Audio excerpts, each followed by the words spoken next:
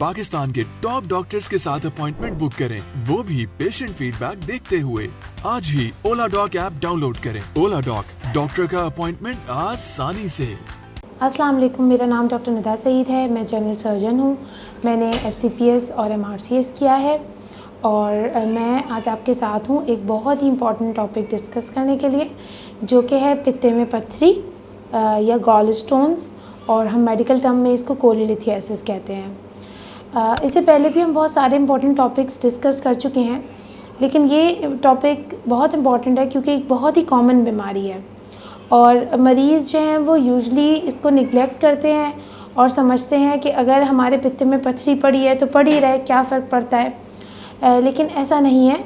और पित्ते में पत्थरी के ऊपर आज हम डिटेल में बात करेंगे, उसके अलामात, उसके ट्रीटमेंट के ऊपर। सबसे पहले तो मैं आपको बताऊंगी कि पित्ता होता क्या है। पित्ता जो है वो जिगर के साथ अटैच एक ऑर्गन होता है जिसके अंदर बाइल, जो कि खाने को हज़म करने का एक केमिकल होता है बॉडी के अंदर, वो मौजूद होता है। Gall bladder is basically a store house. वो सिर्फ उस मवाद को स्टोर करता है। जब हम खाना खाते हैं तो ये मवाद इस पित्ते के थ्रू हमारी आंत में जाता है और खाने को हज़म करता है। अब होता यह है कि पित्ते में जो है वो मल्टीपल स्टोन्स भी हो सकते हैं और सिंगल स्टोन भी हो सकते हैं। वो कई तरह के स्टोन्स होते हैं। कुछ कोलेस्ट्रॉल के होते हैं, कुछ पिगमेंटेड बाइल स्टोन्स होते हैं, कुछ मिक्स वैरायटी होती है। अच्छा, ये जो गॉल स्टोन्स होते हैं ये बेसिकली मेल्स और फीमेल्स दोनों जेंडर में होते हैं, लेकिन फ़ीमेल्स में ये ज़्यादा कॉमन पाए जाते हैं। एक टर्म कही जाती है फीमेल 40, फर्टाइल और फैटी। तो ये इस जो कैटेगरी है इसमें बहुत कॉमन है, यानी कि जो औरतें वेट पुट ऑन कर लेती हैं, चिकनाई ज़्यादा खाती हैं, यूजली इन देयर 40s, तो ये गॉल स्टोन्स बहुत ज़्यादा प्रेजेंट करते हैं। वैसे ये 30s और 20s में भी हो सकते हैं, लेकिन मोस्ट कॉमन इंसिडेंस इनका इस एज में होता है। मेल्स में भी ये होते हैं, और मेल्स क्योंकि ज़्यादातर अपने सिम्टम्स को बहुत ज़्यादा वो नहीं बताते नहीं हैं और दबाते रहते हैं, सर्जरी को अवॉइड करते हैं, इसलिए ज़्यादातर मेल्स जब गॉल स्टोन्स के साथ प्रेजेंट करते हैं तो वो थोड़ा कॉम्प्लिकेट हो चुके होते हैं। अच्छा, अब हम बात करते हैं कि इसकी अलामात क्या होती हैं।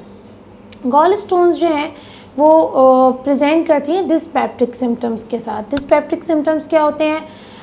चिकना खाना खाने के बाद बदहज़मी होना, उल्टी मतली महसूस होना, पेट में गैस घूमती महसूस होना, डकारे आना, खट्टा पानी हलक के अंदर आना, या पेट में सीधे हाथ की तरफ दर्द का होना, सीधे कंधे पे ये दर्द जो है महसूस हो सकता है, या कमर की तरफ शार्प पेन पीछे रेडिएट कर सकता है।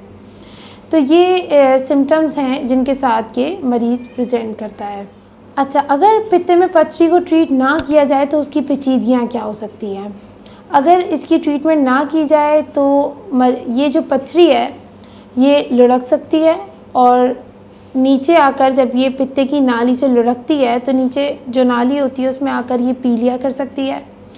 उसके अलावा अगर ये पित्ते की गर्दन में फंस जाए, नेक में फंस जाए, तो ये उसको वहाँ पे पस बना देती है। पस बनाने की वजह से पित्ता फट भी सकता है, मरीज़ को बुखार आएगा, इन्फेक्शन होगा, बहुत सारी सिवियर पेन उठेगा, बहुत सारी अलामात के साथ ये चीज़ प्रेजेंट करेगी। उसके अलावा जो और पेचीदगियाँ होती हैं उनके अंदर पित्ते का फट जाना और लबलबे की सूजन इसकी एक बहुत बड़ी पेचीदगी है।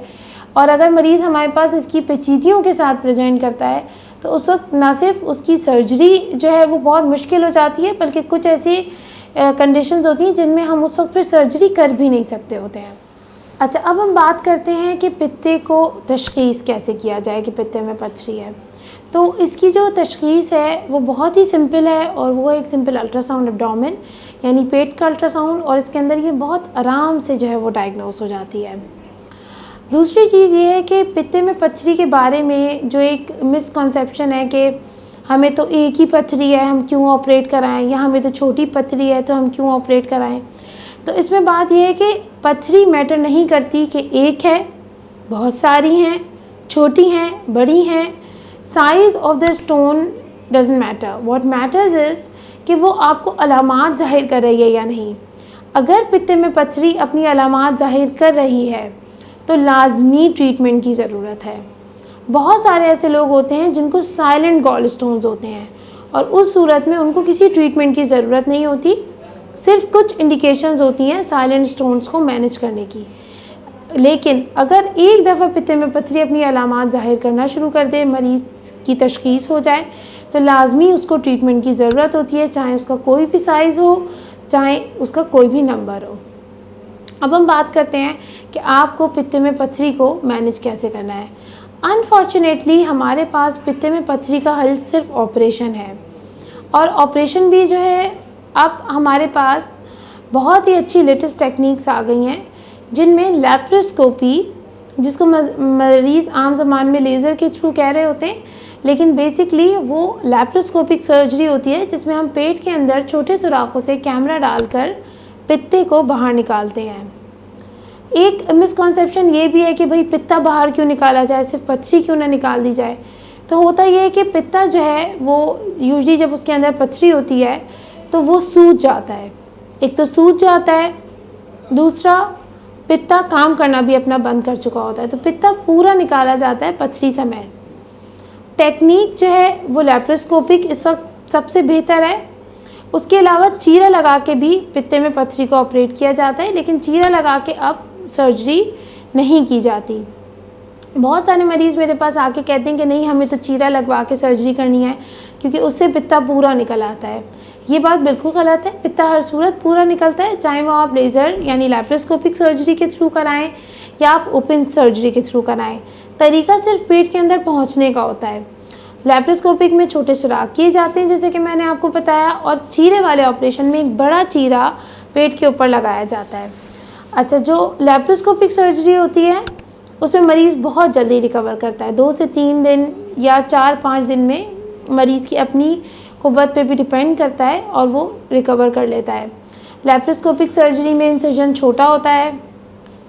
पोस्ट ऑप कॉम्प्लिकेशंस, ऑपरेशन के बाद होने वाली पेचीदगियाँ बहुत कम है, जिनमें इन्फेक्शन, ब्लीडिंग, दर्द या उस ज़ख़म से हर्निया बनना, ये सब जो है वो बहुत कम है, यानी सिर्फ 1% से भी कम चांस होता है इनके होने का।